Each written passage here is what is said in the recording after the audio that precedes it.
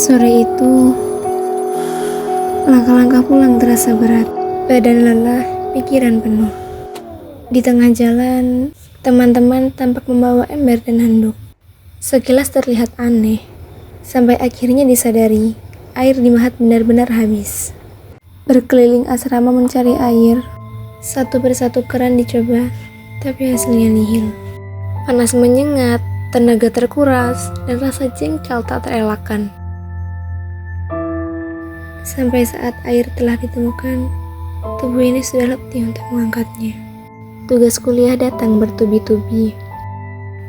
Berusaha menyelesaikan, tapi pikiran berantakan. Lelah, frustasi, sampai kadang cuma bisa nangis di depan laptop. Ayat-ayat yang dulu mudah terucap, kini terasa berat.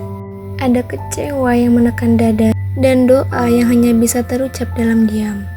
Dalam diam yang panjang, pikiran mulai melayang, membayangkan kehidupan di luar sana, tempat orang bebas tertawa, keluar malam sesuka hati, tanpa aturan dan tanpa batas waktu.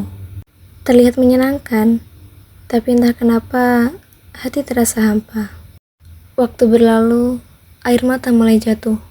Ada rasa ingin lepas, ingin keluar, ingin berhenti dari semua yang terasa berat. Tapi di tengah goyah itu, datang seseorang. Aku tahu capeknya gimana. Kadang kita mikir, mungkin hidup di luar lebih enak, lebih bebas. Tapi coba deh dilihat dari sisi lain. Di Mahat, kita punya keluarga yang sama-sama berjuang. Kita ketawa bareng, ngeluh bareng, tapi juga saling nguatin. Di luar mungkin bebas, tapi gak semuanya bahagia. Di sini, kita punya arah, kita punya tujuan. Dan percayalah, hidup di Mahat juga bisa indah. Suara azan dari kejauhan perlahan terdengar, menembus keheningan. Lembut, tapi begitu dalam, seolah mengingatkan bahwa kebiasaan sejati bukan ada di luar sana, melainkan di hati yang tenang saat dekat dengan Allah. Tetesan air yang menyentuh tangan membawa sejuk yang menenangkan. Setiap basuhan seolah menghapus letih yang menumpuk di hati. Setiap takbir terasa berbeda. Dalam setiap sujud, ada beban yang perlahan luruh bersama air mata. Ternyata, bukan Mahat yang berat, tapi hatinya sedang ditempa agar kuat. Dalam doa yang lirih, ada janji untuk terus bertahan, untuk terus belajar meski sering jatuh.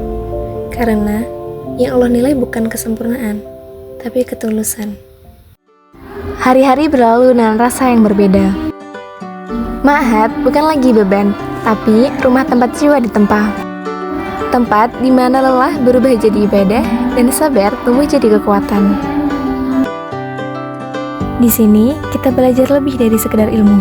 Kita belajar sabar, belajar ikhlas, dan belajar arti kebersamaan. Setiap hari di Mahat bukan hanya rutinitas, tapi bagian dari perjalanan menjadi lebih dewasa, lebih kuat, dan lebih dekat dengan Allah.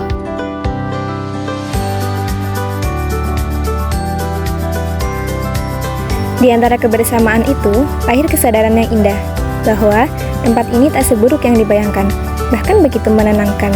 Menjadi santri bukan tentang menahan diri dari dunia, tapi tentang belajar dekat dengan Allah dalam setiap hal kecil.